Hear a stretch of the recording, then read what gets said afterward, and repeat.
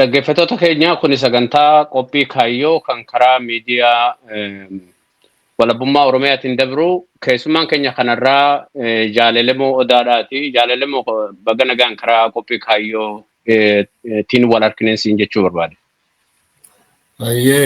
Baay'ee galatoomaa carraa kana naa kennitanii naaf eeruu fi qophii keessan irratti na dhiyeessuu keessaniif galatoomaan jira. Gaafiin arraan tana wantoota hedduu keessa baanee waan dhimma haalaa yeroodha akkasuma keessoo mooraa qabsoo bilisummaa Oromoodhaatii fi wantoota adda addaa waliin mari'annaa. Kanarratti Jaalelemoo nama irra hedduu beeksisuun dilas mara barbaachisaa ta'e natti mul'atu. Haa ta'u yoommoo dhaggeeffattootaa fi Elemoo Odaadhaa eenyu akka ta'e yoon xiqqashoo sakandii wayiif irra baate san boodaan karaa gaafii deebiitti dabala. Galatoomi. Ani Elemoodha. Qabsoo kana keessa bara chaartara 1991 irraa eegalee hanga ammaa qabsuma kana keessaan jira. Guyyaa tokkollee afurarraa fudhadhee hin beeku. Biyya Kaanaadaa kan ammoo yeroo dheeraa jiraadhee asitti illee baradhee hojjechaatumaan jira. Qabsoo kanas gargaaraatumaan jira.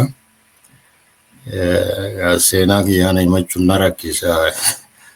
Kanuma yoon jeerra wayyaanaaf fakkaata. Gaadha. Silaa namoonni hedduun si beekanii waan ta'eef dilas maraa beeksisallee waan feesisu hin se'u akkumaan dura tuqe.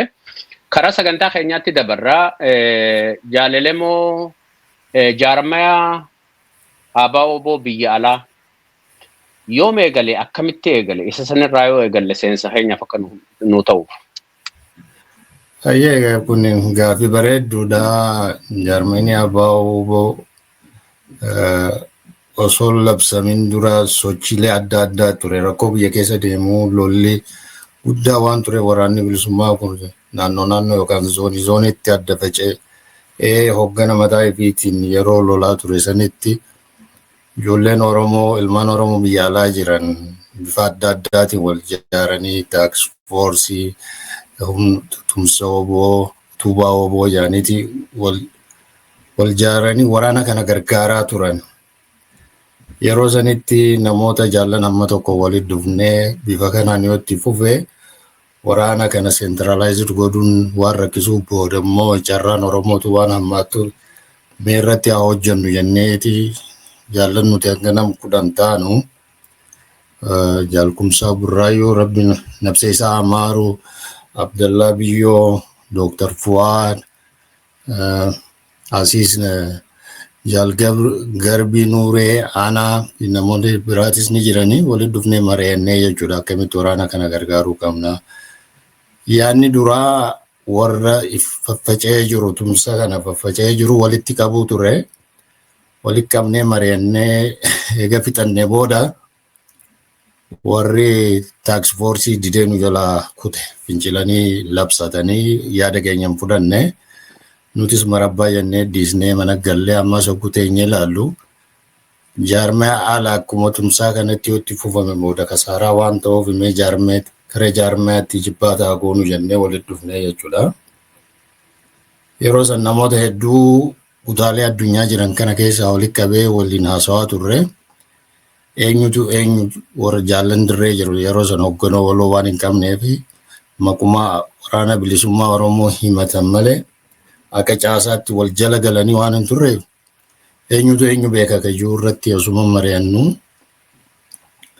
kan jaal gammachuu beekuus kan jaal marroos shanyiis namoota adda addaa warra beeku walitti finnee jechuudha.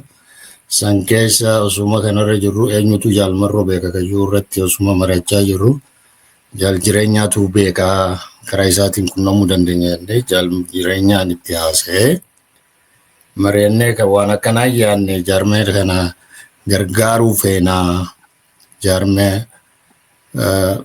ABO kan biyya alaa kana ijaaruu feenaa mee dubbisiinii jenneeni akkasitti innis dirqama san fudhatee as deebee garuu fadhii jaarmee waan hin qabneef akkanumatti akka maasmuummantiitti gargaaruu qabnaa kan jiru irratti yaada san entertain godhaa ture yeroo dheeraa from 2020 bara 2020 irraa eegalee hanga bara 2000 fi gara dhumaatii 21tti kanumarratti wal gangalchaa turre. Boodarra immoo yaadni jaarmayni barbaachisaa kan jiru irratti wal amansiisnee fudhatee innis Jaalmarroo haasa'ee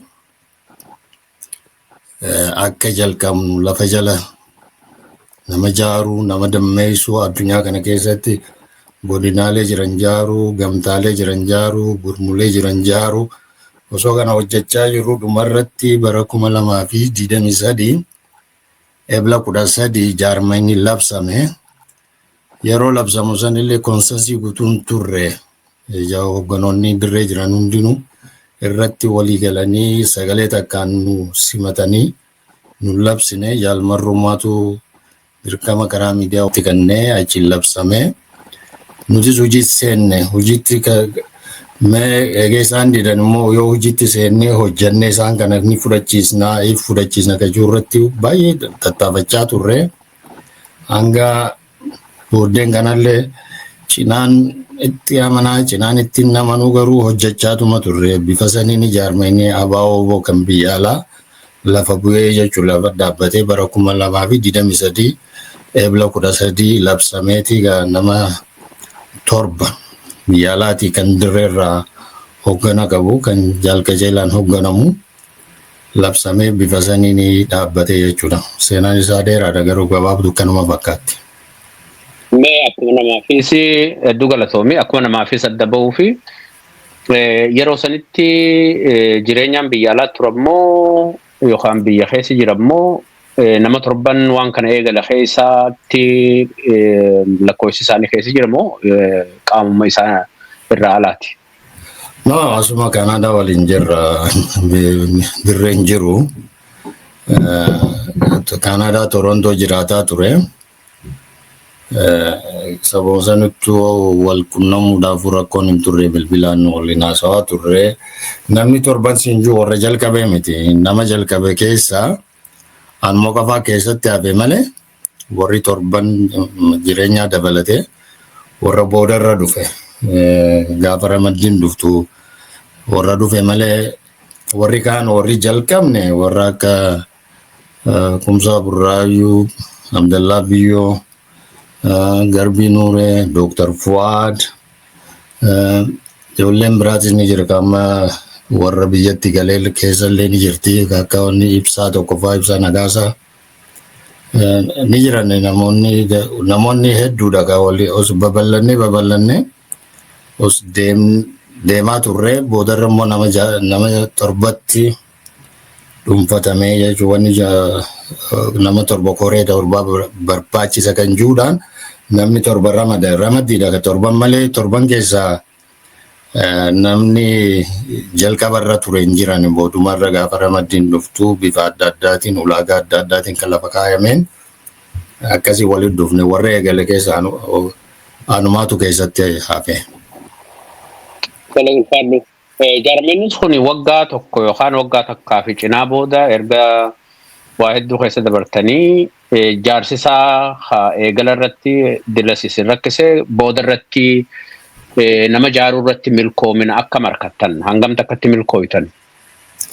Dhugaa dubbachuudhaaf yeroo duraa jalqabni namni waraana bilisummaa Oromoo jibbu hin jiru Oromoo ta'e waraana bilisummaa Oromoo gargaaruudhaaf immoo Oromoon takka duubatti deebitee hin beektu hedduu simatanii rakkoon ture warra agartee osoo jaarmayni kun sirnaan hin dhaabbatiin warra if danda'ee bakka waraanaa bu'ee warra gargaarsa guuruu ture warra akka taaks foorsii tumsooboo utubaa heegaree hedduudha 12 marreen gahan isaan kana simachuu dadhabne maaliif wanni goone nuti isaan akkuma jiru dhiisneeti isaan maaliif akka koree gargaarsaan laalaa turre isaan hamma tokko mari'achiisnee turre garuu fudhachuun itti namanne waan itti nu deemnu kanarraa kan ka'e nuti jaarmee keenya immoo jaarmeenni lafa dhaabbachuu qabaa jaarmeenni miseensonni hedduu miseensota haaraallee hedduu horree adeemsuma sanirra osoo jirru rakkoonni dhalatti rakkoo tokko tokkotu uumame. Garuu jalqabbii irratti simannaa guddaa ture jechuudha. Biyya keessaas biyya alaas deeggarsa guddaa qabaachaa turre. Hedduu irratti hojjennee diinagdee egaa wanni guddaan nu hojjenne diinagdeedha. Diinagdee hedduu galchinee turre jechuudha. Shalaggiidhaan eegala irratti akka dhuunfaa yookaan ammoo akka gartee faawundaraa yookaan nama waan kana lafaa kaaseetti miseensonni yookaan deeggartoonni dhaaba kanaa kan isin simattan lakkoofsi isaa tilmaamamuu ni danda'ama yookaan ammoo naannawa eessarraa hanga eessaatti? Yaa miseensi keenya beektaa karaa Eeshiyaa kanaa fi Afrikaa kana baay'ata. Dur miseensi biyya alaa amma Eurooppaa fi Noorz Ameerikaa, Awustiraaliyaa baay'ee xiqqaadha. Xiqqoo karaa Eurooppaa kanaa turre wayyaadha baay'inaan yeroo sanitti. Raafli irra guddaan toora nama 3,000 mumaarra yeroo tokko kan gabaafame karaa warra Eeshiyaati irra maajoritiin 95%. Sanitti aanee warra Eurooppaatiin sanitti aanee immoo Kaanaadaa fi Ameerikaa baay'inaan ijaaruu hin danda'amne. Noorz Ameerikaa keessatti rakkoolee uumamtee waan jirtuuf rakkoon sun furmaata dhabuurraa kan ka'e nama hammachuu dadhabne. Maaliif qabsaa'ota hedduu jira Noorz Ameerikaa kana isaan simachuu dadhabne. Isaan illee nu abboomuu didanii rakkoo jaarmee irratti hedduu dilas miseensa quubsaa baay'ina hangana ka jaamu jiru. Garuu gurmuun xixiqqoon numa jirti. Magaalaa Noorz Ameerikaa irra guddaa keessa gurmuun ni qabna turre.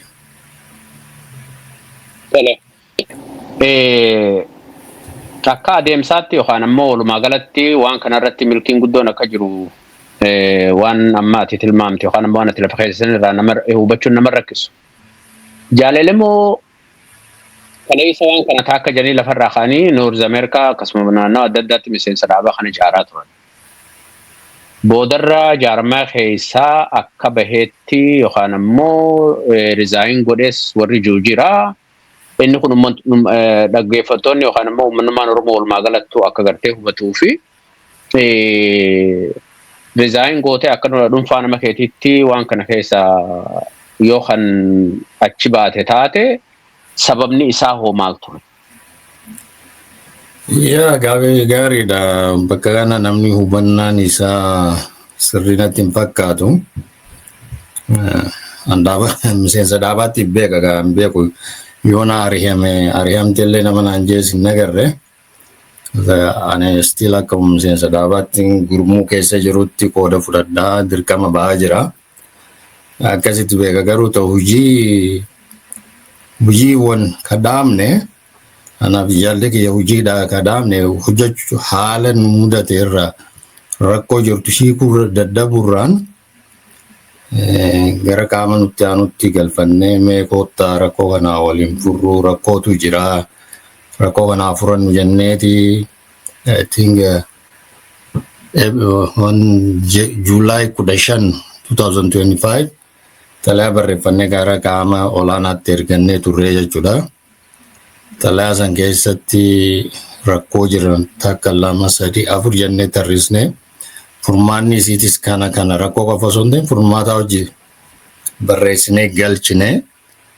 Har'a baatii ja'a namni xalayaan teessan nu geesse galatoomaa badiin hin jirtu yookaan badii jira rakkoo jira. Irra guddaan rakkoodha badiillee miti.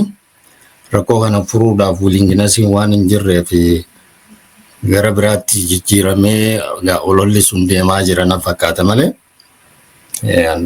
dhaabarraan baane abaa'ootti hin guddadde. Abaa'oo keessaa yoo isaan naari'an hin beeku so far as akkaan hubadhutti ani miseensuma abaa'oo booti jeetumaaniif hubadha. Mee gara gaafii itti aantutti fi gaafii hundeedhaa dubbiidhaatti. Rakkoon jaarmaya abaa'oo woboo biyya alaa kana qunname maal fakkaata? Namni hedduun bifa adda addaatti hubata.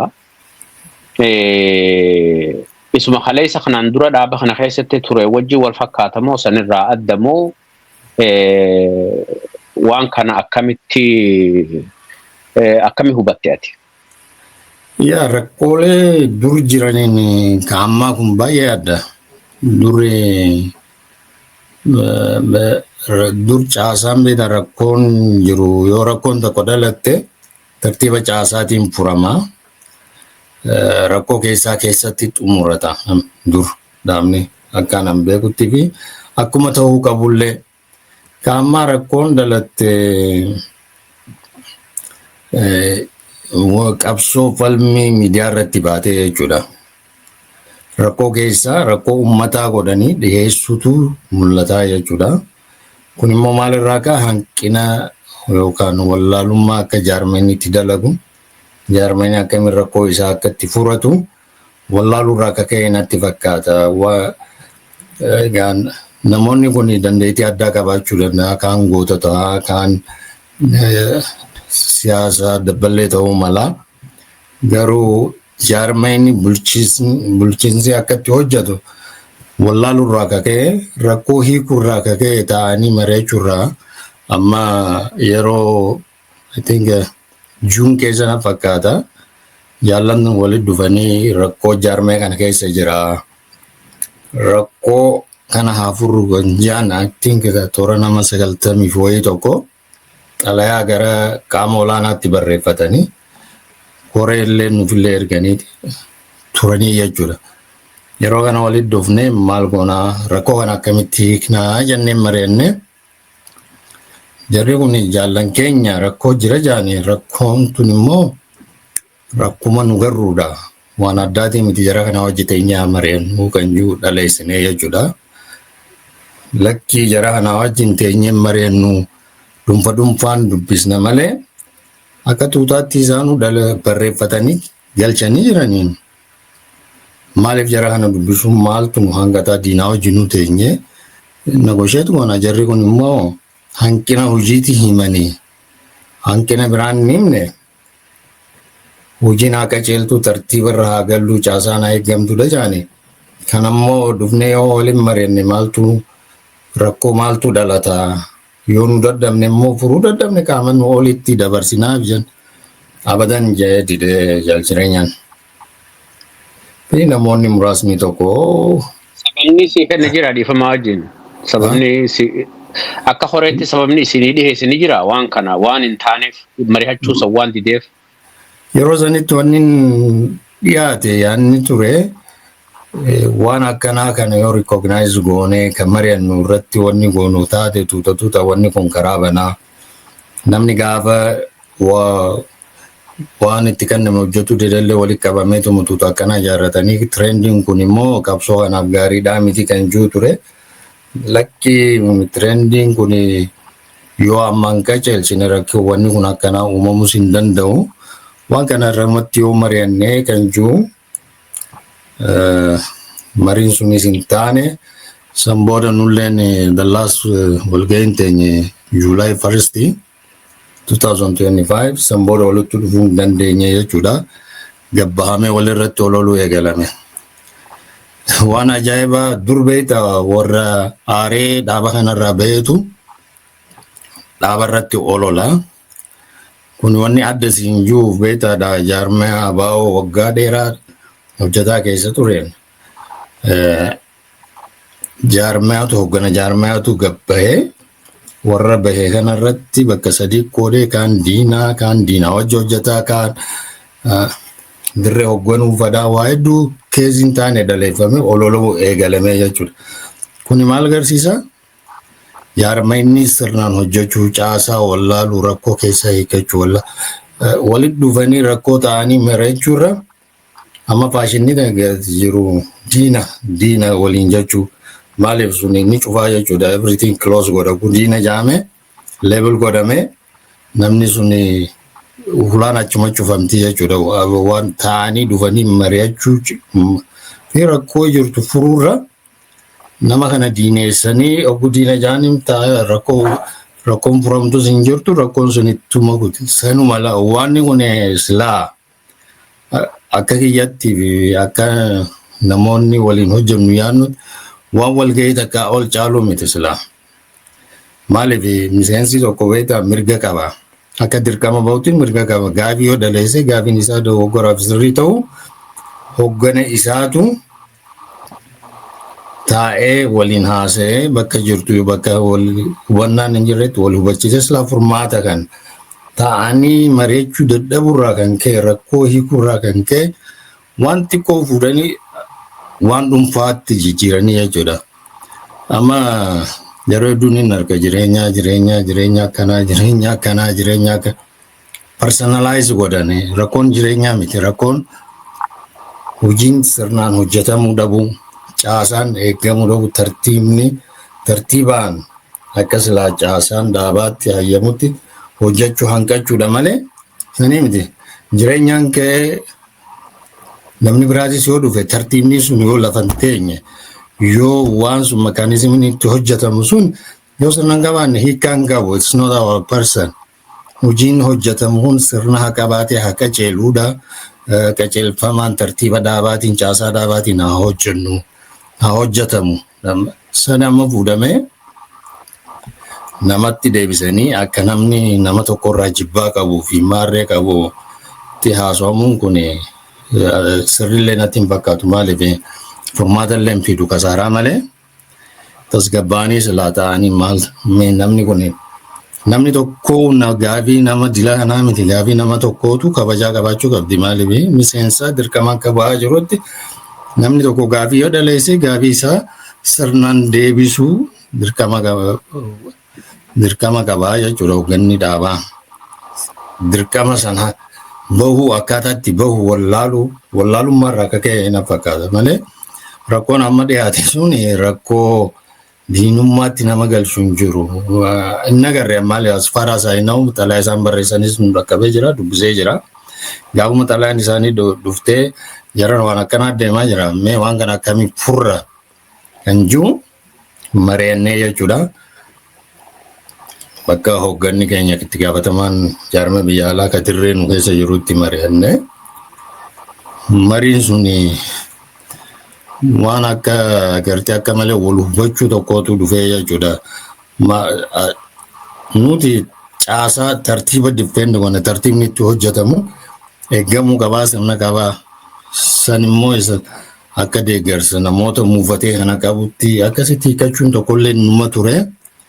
Garuu deemee maaltu ta'e amma akka agarru kanatti namni gamasii fi gamana bahee wal loluu wal abaaruu walirratti ololoo oofuutu uumamee jechuudha. Waan silaa walgahii akkatti fixannee namuu dirqamarra jirutti bobbahee hojii qabsootiif hojjetu silaa dhiisa.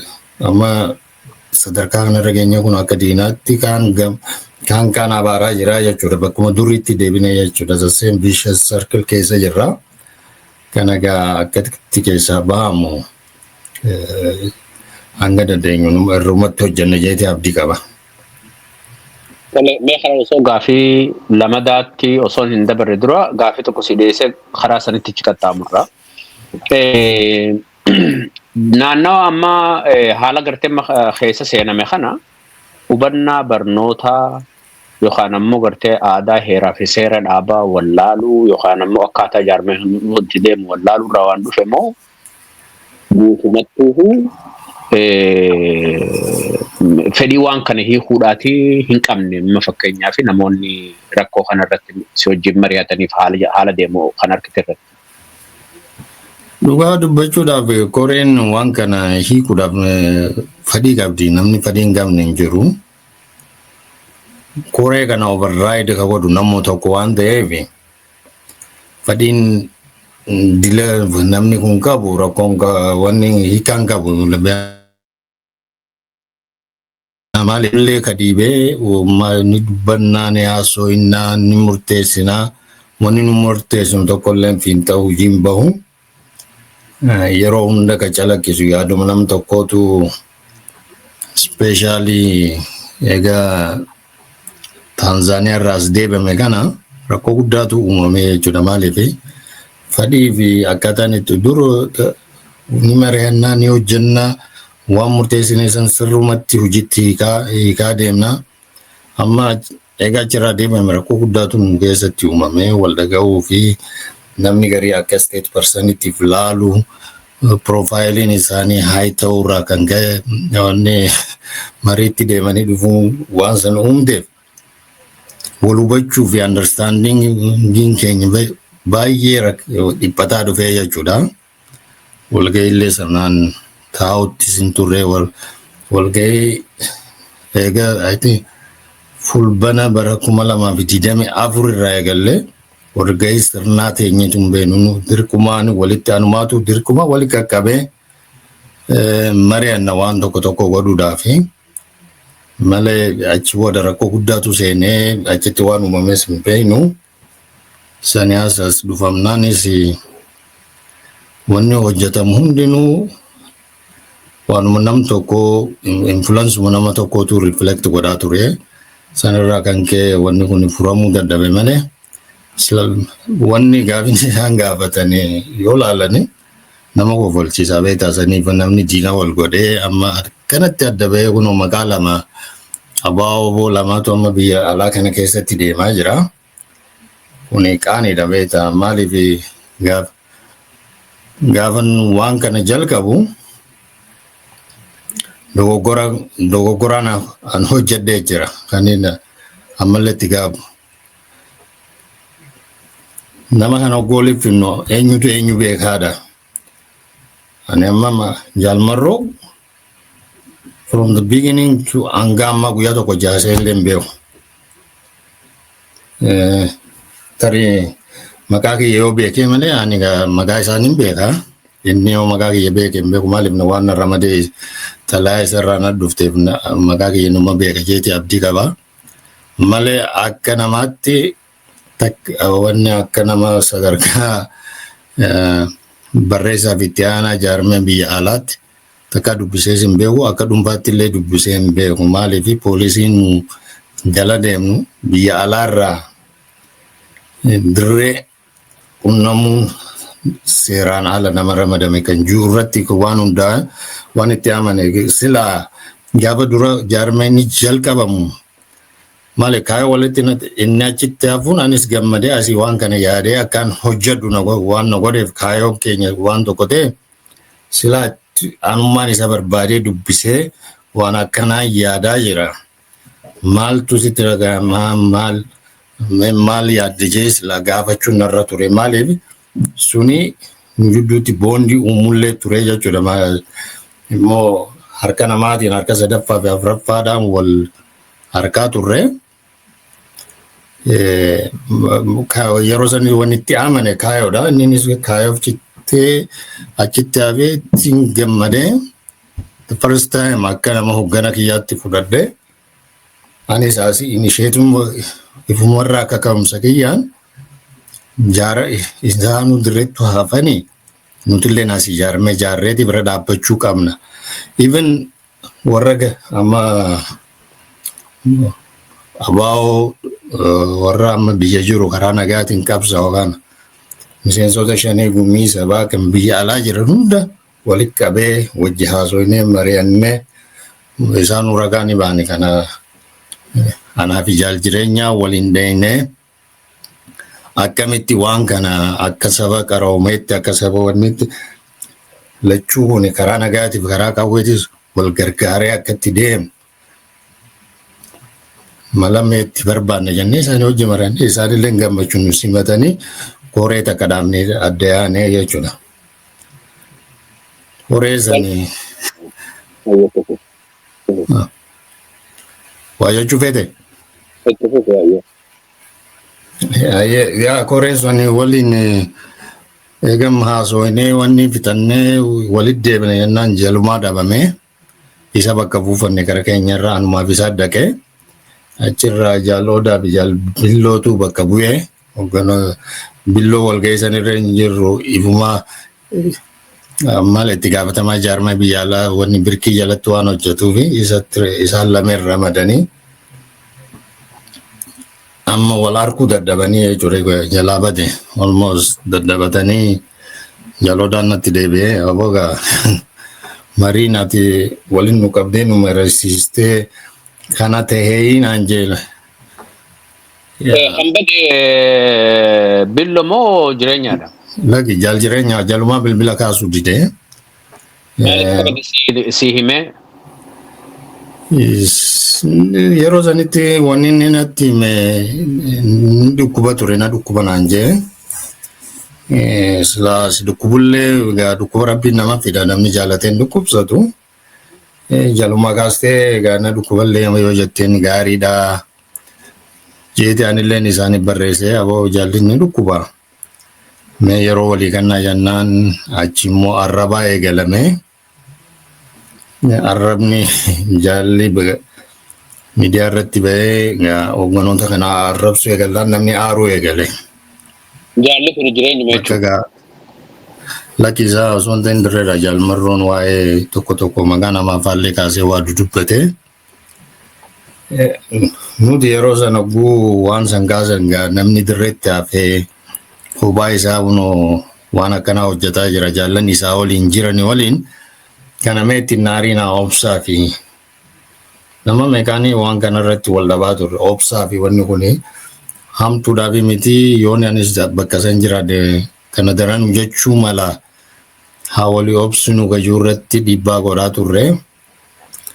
Tasanii miseensonni keenya hundinuu miseensonni abaa'oo gamana dhufuu fadhii qaban hundinuu hamileen tuqamtee achuma nama mana galee jechuudha. Irra guddaa nama miseensonni abaa'oo bifallee warra biyya jiran itti gargaaranillee irra hin jiran jechuudha. Irra guddaan isaanii mana galanii taa'aa jiranii muufannoo sanirraa kan ka'e. Nuti warri wal qabne irra guddaa jaarre immoo waan warra dur osoo nu abaa'oo keessa jirru muufatanii aaranii dallananii carraa harkatanii gama ijaarama keenyatti deebi'anii baay'inaan isaan jaarree jechuudha. Waan warra midilistiin ta'e kana Noorz Ameerikaa fi Awurooppaa ilmaarree keessa akkasitti miseensota akkasitti ka jaarree jechuudha irra guddaan. 80% 20% hin ga'u dhaabarraa gamana dhufe dhaaba duraa waliin irratti waliin qabsaa'aa turre keessa. Jarri kunis duris walumaan qabsaa'aa turre garuu haaluma akka amma dhalate kana muufatanii qabsoo tana jibbansa osoo irraan qaban muufirraa kan ka'e mana galanii amma immoo carraan banamnaan waan isaan fedhan Oromiyaan waraana kun akkanatti hortee ilmaan isii qabsoo finiintu tana gaggeessaa argina. Namni gammadee dhufee jechuudha. Nulleen gammannee wal simannee waliin hojjechaa turre jechuudha. Hanga amma rakkoon kun hin dhalatinitti.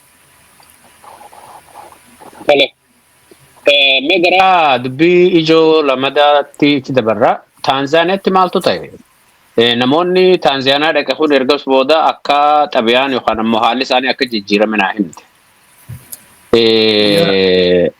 Akkuma namaattuu daranuu beekamuudhaatu if wallaalchise moo walgahii san keessatti waan addaa kan jaarmee keessatti hin beekamne yookaan ammoo waan dhoofatan kan silaa gartee gara mootummaatiis ta'e gara biraatiin irra walii galantu jira sitti fakkaata.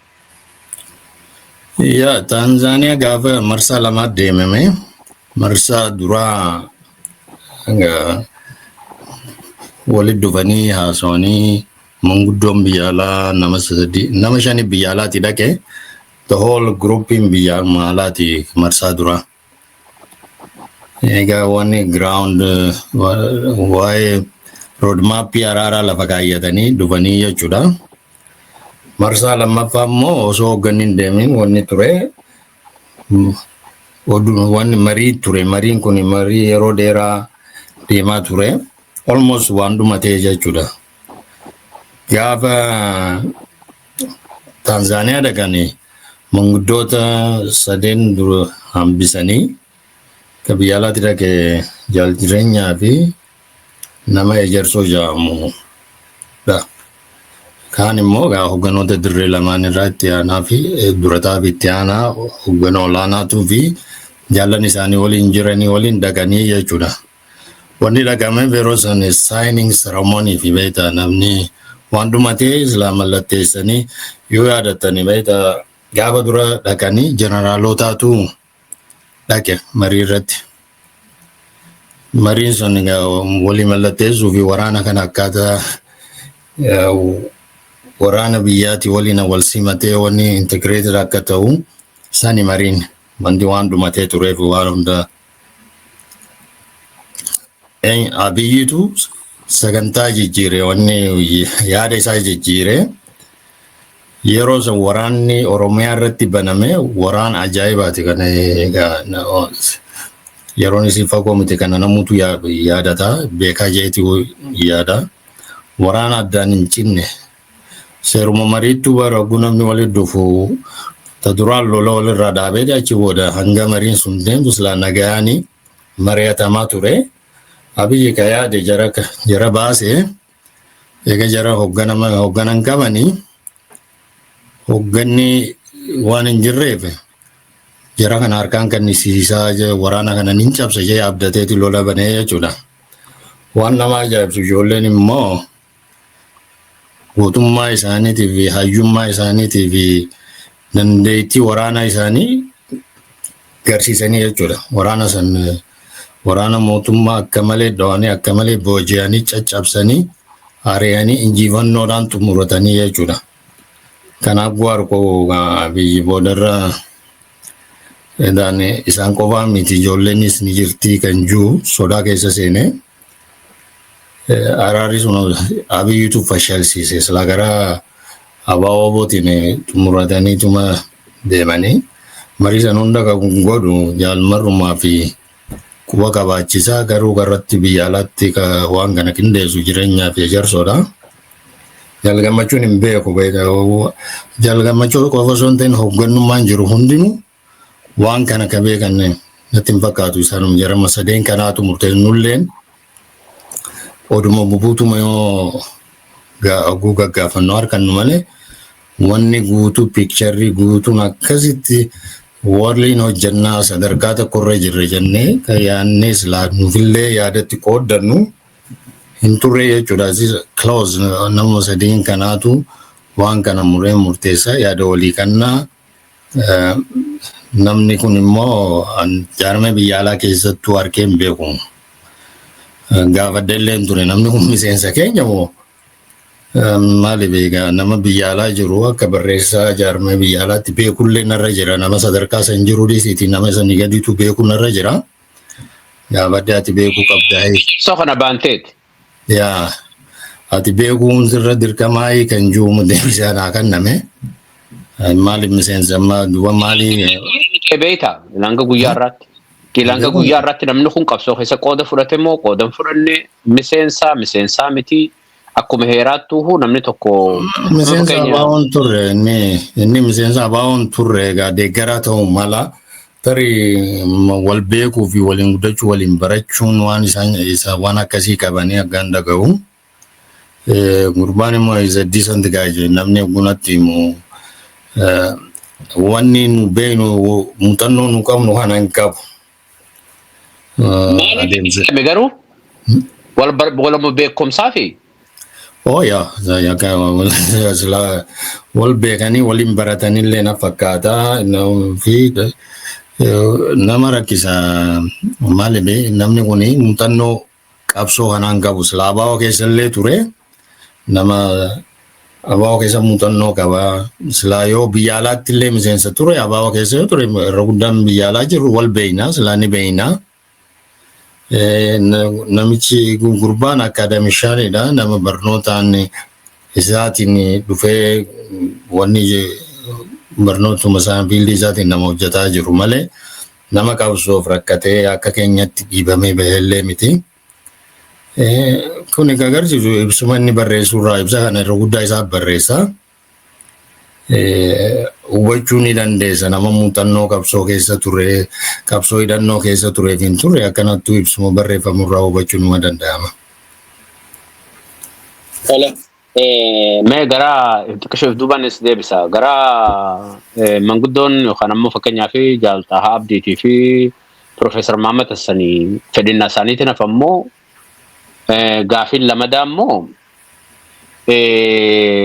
hoogganni dhaabaa tokkoon isaa quban qabu jettu. Inni kun waan hedduu nama rifaasisu akkuma namaattis akka jaarmayaatti kalee dhaaba kana keessa turreettis yoo laalle waan gartee abnormaaliidha. Gaafii kana lameen irratti yaadan ulaadhu sabbootan gara biraatti dabarraa. Yaa manguddoon nama sadii warri duraan dhaqe Jaltaa fi Profeesar Mahammadii fi Dr. Luba Ijulu isaan sadeeni. I think wanni mishinni keessan asitti dhaabbateedha jedhamani amma booda wanni dokumentii maarree qopheessuu isaan wanni hojii isaanii raawwata amma yoo dhugaa dubbachuuf ta'e namni muuxannoo qabu seerallee beeku qabsoo kana keessa dhaaba kana bakka hedduutti bakka bu'ee negosheet godhaa ture isaan hunda Yaalmarroo yaal jireenyaas ejersoos hunda isaanii muuxannoo isaanii ol qabu Jaltaa ture. Professor Mahammadii fi lubni illee no hafan it's no big deal. Waan akkasii dilasin garuu Jaltaa nama dhaaba kana keessa from guyyaa dhaabbatee irraa hanga amma nama sadarkaa adda addaatti hojjetee dhaaba kana bakka bu'ee addunyaa kanarratti hojjetaa ture muuxannoo gahaa qaba nama seerallee baratee isa hambisuun rakkoo qaawwaa guddaa kaaste. Gaafa sanii koree teenya keessa namni wayii gaafii gaafate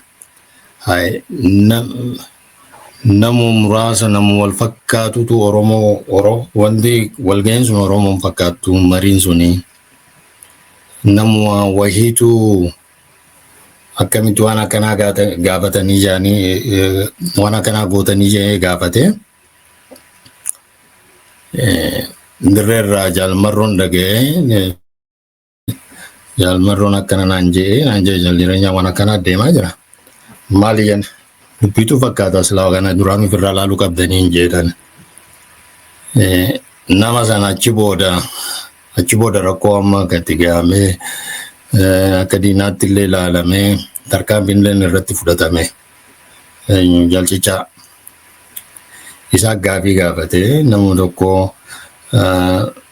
jaalchicha san qofallee miti jaalchichaan kan biyya alaatti illee jaal jireenyaan aangoo dila kana aangoo shani monjaala tarrisee akkamitti namni duratti amma sadarkaa kanarra geenye maaliif namni tokkichaan dirqama kana fudhatee deemaa jee gaafate. Yeroo sana kanaa miti kumallee yoon hin fudhadhe maali rakkoonii kan jiru deebisaan taate achuma wal ciniinnaan dhufte rakkoon dhufte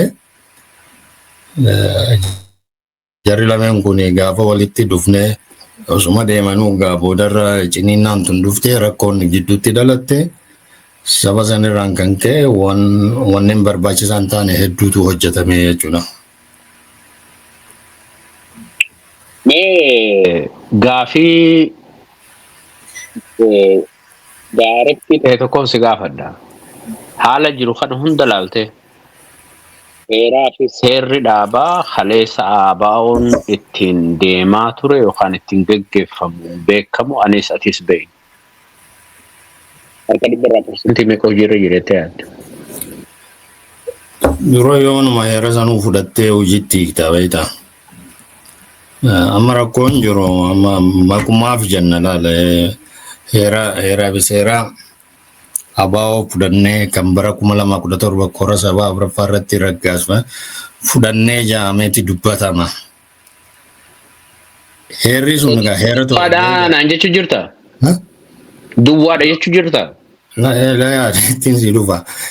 Heerri cinaa irraa fudhattee cinaa dhiistu yeroo fudhattee guutuu fudhattee yoon fudhanne immoo sirnummaan ammaan itti gootee kan fooyyeessitee hojiirratti garuu kan jaame dimshaashumatti heeraa fi seera kan bara 2017 ABO kora sabaa Afuraffaa kora sanillee anillee qoodarraa fudhadhee jira. Kaachitti raggaa'ee san fudhannee jaame. Well, egaa san fudhanne maaliif duuba suni caasaanis heeraa fi seera dhaabaarra caasaan akkatti lafa kaayamee jira. Hogganni kun maal akka fakkaatu jira. Hoggana olaanaa kana beektaa ABO'tu dura jaare. Gaafa wanni biyyatti deebi'anii waraanni kun hafuu barraan hoggana olaanaa koree nama 15 keessaa qabdu yeroo san jaare jechuudha baawon. Daawit Faayee Cuufeeti.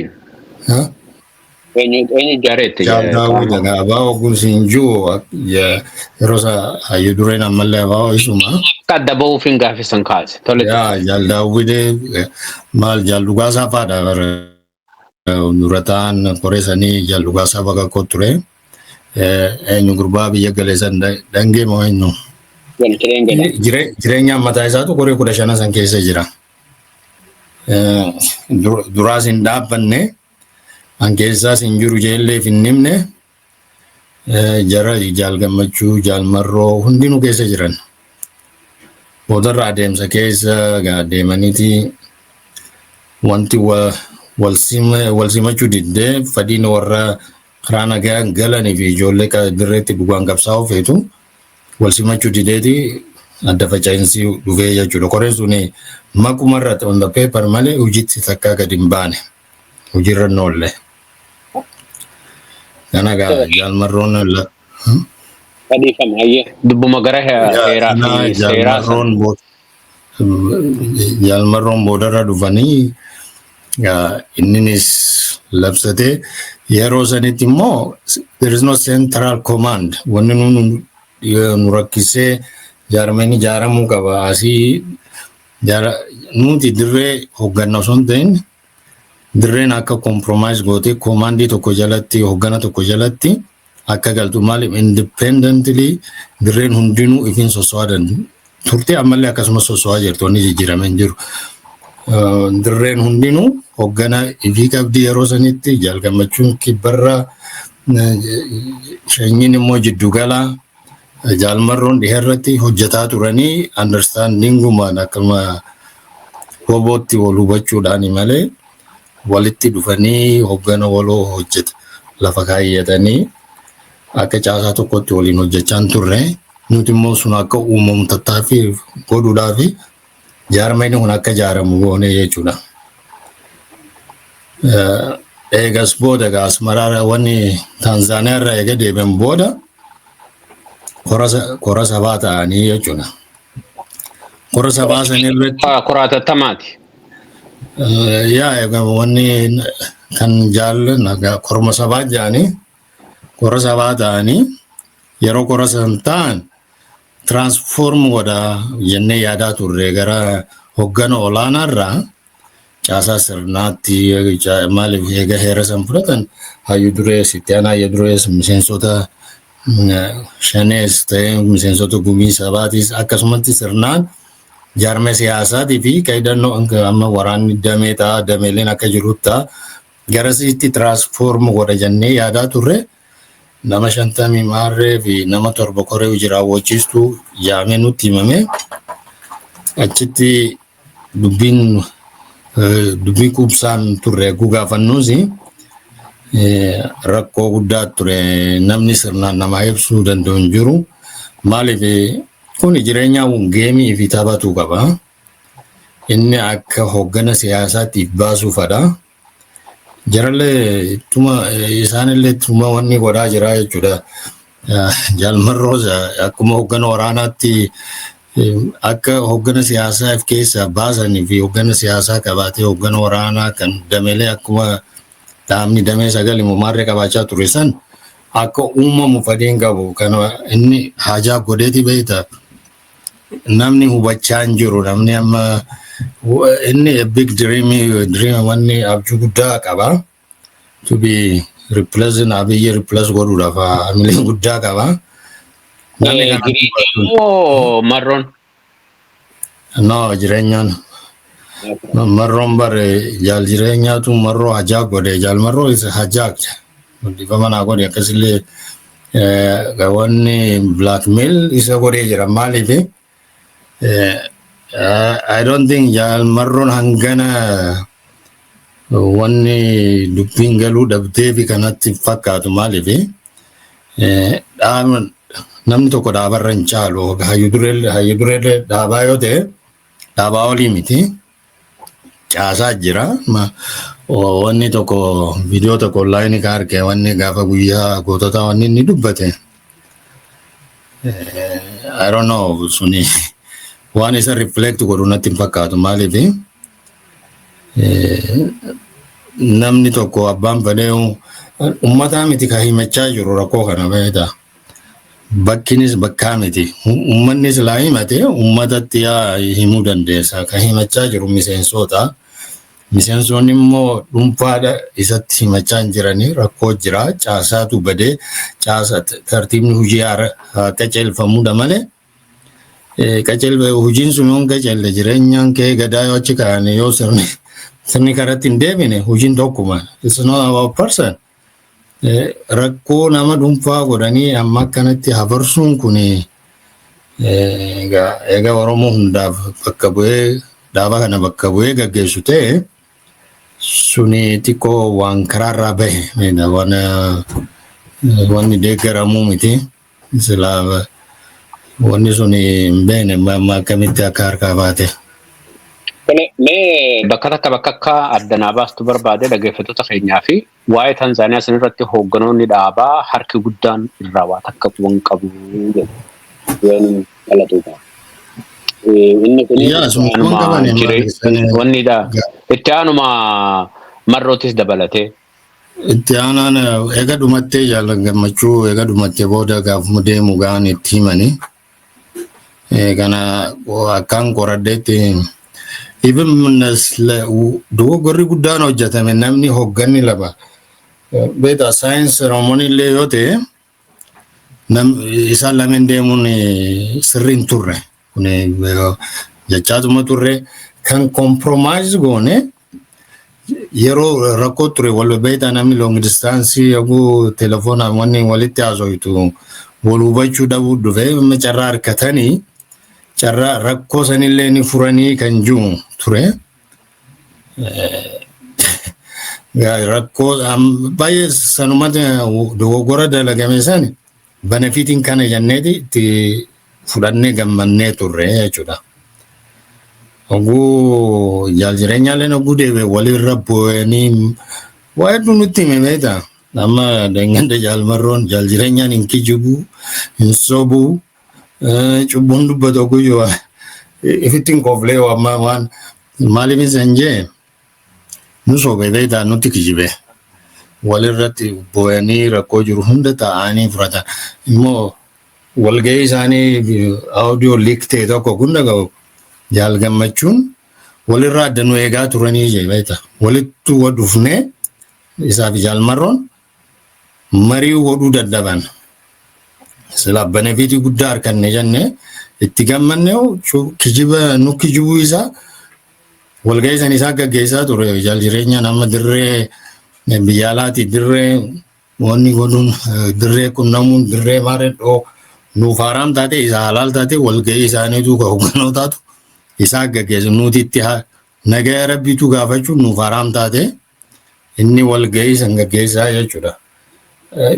Ganoonni waraana bilisummaa Oromoo kan zooniileetii fi miseensonnummaan shanee yookaan ammoo seentiraal koomiteedha waan kanarraa wanni isaan quba qaban. Injiru maaliif sila injiru wanni irraa quba qaban. Amma nama lamaan kan gaafa deeman sila bakka isaanii temporary bakka bu'aa kaa'u jarri kun wanni diinaa keessa deemanii mootummaadha. They can do waan isaan godhuu danda'an namni beeku hin turre. Akka rabbiitiin egaa lubbuun isaanii baate bakka irraa deeman itti deeman dogoggorri guddaan dalaganu gaafa deeman san nama bakka hin buusne. Temporary hanga deemanuu bara amma Ameerikaa keessatti waan Trump dhukkubsatee wanni deeme article 25 maarree jaanii temporary president bakka buusanii beektaa. Deeban biyya guddoo kana dirreetti osoo nama buusin osoo nama tokko bakka kaa'in kutanii jechuudha. Maali wal quba qabaachuun hin jiru wal hubannoon hin turre. Abbuma fadheetu abbu jaruma kana sadeenitu biyya alaa jara lameen jaalmarroo warri waan kana murteessu muree murteessu. Amma faana hojii deemanii haasa'us kan murteessu isaanuma kanuma wanni godhamaa jiru. Kan wajjin suudaan haasa'inni godhame abawoo buufifannoo jedhutti.